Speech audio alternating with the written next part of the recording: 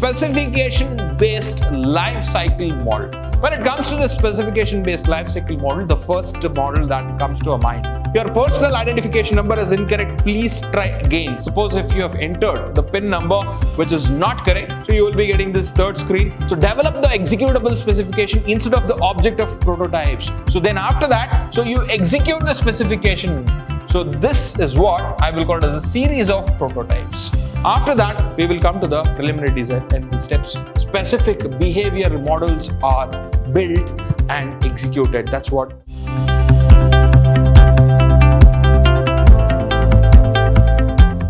Hello everyone, I welcome all of you to the yet another interesting session with respect to the levels of testing. Yes, my dear students, this is going to be the second session on levels of testing. In my previous session, I have discussed in detail what exactly the waterfall model is all about, what is the levels of testing, how exactly the levels of testing is correlated with the waterfall model. So what is the drawbacks that I have with the waterfall model, and what are the derivatives of waterfall model like spiral model, incremental model, evolutionary model. So what exactly all these things is? So I have discussed in detail with all of you. Suppose if you have not watched, I request all of you to please go back and check my previous videos so to get the complete idea about all these topics. So guys, what is that I have in this session then? Let us check what exactly I have in this session. So guys, I will be discussing three important topics. The first one that I have is specification-based life cycle models. And the extension of that topic is executable specification-based lifecycle model. Along with that, I will also discuss some of the screens of SATM system, which I've already discussed with all of you. So guys, let's start the session without wasting much of your time. So what is that I have? Specification-based lifecycle model. When it comes to the specification-based lifecycle model, the first model that comes to our mind is rapid prototyping. What exactly rapid prototyping is all about?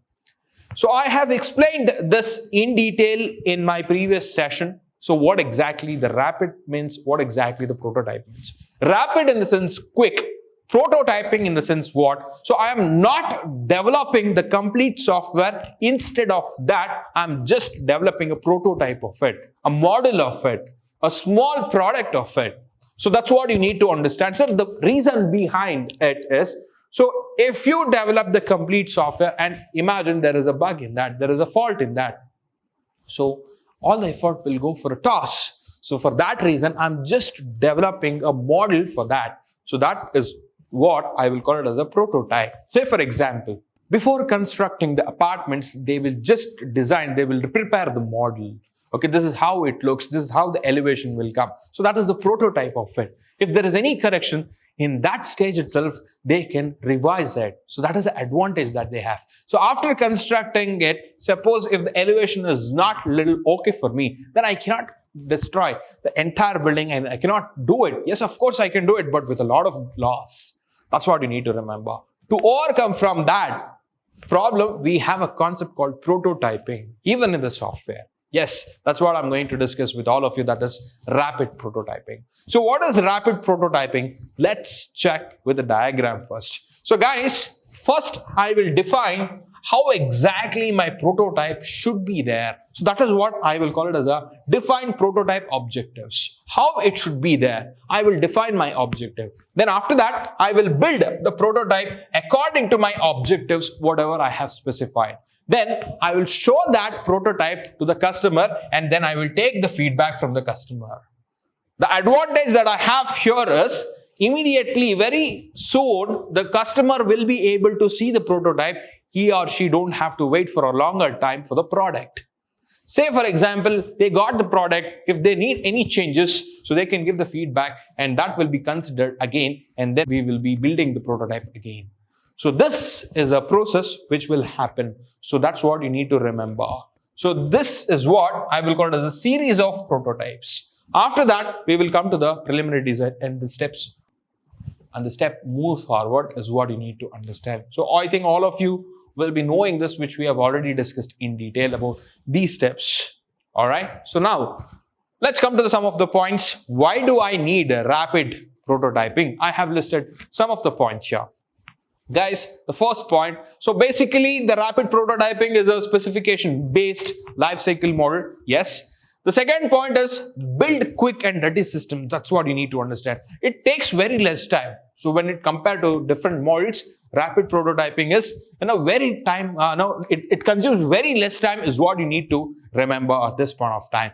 Moving forward, a good for risk analysis. Whenever I say rapid prototyping, so you need to imagine you need to remember the first point, that is risk analysis. This is the one of the model which is very famous for risk analysis. So that is the main advantage that I have here.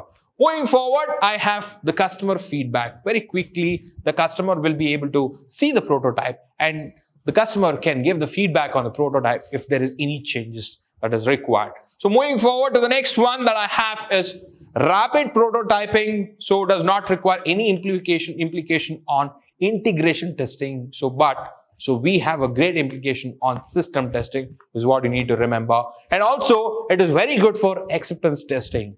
So apart from all these things, the major important point that you need to remember is when it comes to the rapid prototype testing, so it mainly concentrates on the behavior, not on structure. That's what you need to remember. It mainly concentrates on behavior, not on structure is what you need to remember. So fine. So this is the points which you need to remember with respect to the specification based life cycle model, that too a rapid prototyping. But the next topic that I have is executable specification based life cycle model. So of course, this is an extension of rapid prototyping system. So what exactly that I have here? So please observe there is a change in the flow. What is that I have? So instead of having the objectives of prototyping, so please remember what is that I have. So develop the executable specification. So develop the executable specification instead of the object of prototypes. So then after that, so you execute the specification. So then go for the customer feedback. Suppose if there is any change, you repeat the steps. So here I'm not having the objectives of prototype. Instead of that, I'm having the developed executable specification. So that's what you need to remember. So that's what you need to remember at this point of time. That's the change that we have with respect to the executable specification. So fine, moving forward, it's an extension of rapid prototyping as I told you in the beginning stage. And specific behavioral models are built and executed. That's what you need to remember. Specific behavioral models are built and executed. That's what it's a major point that you need to remember with respect to this. And how exactly I collect the requirement for this? So I will be collecting the requirements with respect to the state chart, finite state machine, Petri nets, and Z specification language. So I will be discussing this in the coming session. So what exactly this? But how do I collect my requirement? So I will be collecting my requirements for the executable specification lifecycle model in this form is what you need to remember. And then of course the customer feedback as for the rapid prototyping. So obviously they'll take the customer feedback and they repeat these steps. So is what you need to remember with respect to the executable specification based lifecycle testing model. That's what you need to remember. Moving forward, I have the screens of SATM system. So guys, so the first screen that I have is a welcome screen. Please enter your ATM card for service. That's what the first screen that you have. The second screen, what they have is enter your personal identification number. So please cancel if error. So you need to enter your PIN. The third screen, what you have is your personal identification number is incorrect. Please try again. Suppose if you have entered the PIN number, which is not correct, so you will be getting this third screen. Then the fourth screen is invalid identification card. Okay, your card will be retained. Please call back the bank. So that's what you need to check in the fourth screen. I repeat. So invalid identification. So whatever the identification that you have given, it is invalid. So your card will be retained. So your card will be retained. So card is inside the ATM machine, and please call the bank. So that's what they are saying in the fourth screen. When it comes to the fifth screen, please observe. Select transaction type. So you have a balance, deposit, withdrawal. Okay. So please cancel if errors. So this is the fifth screen. When it comes to the sixth screen, select account type, checking savings. Please cancel if errors. This is the 6th screen. So all of you will be knowing. Let me just go through quickly. 7th screen, enter the amount withdrawal must be in increments of $10 is what they are saying. So it depends, based on the machines that we have. Screen 8, insufficient funds, please enter a new amount. Suppose if you have entered any amount like, which you don't have in the account, so you will get this error message. And then screen 9, machine cannot dispense the amount. So please try again. Screen 10, temporarily unable to process withdrawal another transaction, yes or no. Screen 11, your balance is being updated. Please take cash from the dispenser. This is screen 11. Screen 12. So please observe temporarily unable to process the deposit, another transaction, yes or no. So in the same way, I have screen number 13. So please put envelope into the deposit slot. Your balance will be updated if you are depositing any cash. So screen 14, your new balance is printed on your receipt, another transaction, yes or no, if you want to have any more transactions. So you will be having the 14th screen. 15th screen. So please take your receipt and ATM card. Thank you. Suppose if you have, so 13, 14, 15 is a repeated screens. You don't have to consider this again. So guys, this is the different screens that I have with respect to the ATM machines. Moving forward, so guys, so please check, this is the terminal or the dashboard that you will get. So guys, this is the welcome screen that you have, button 1, 2, 3, and then obviously you will have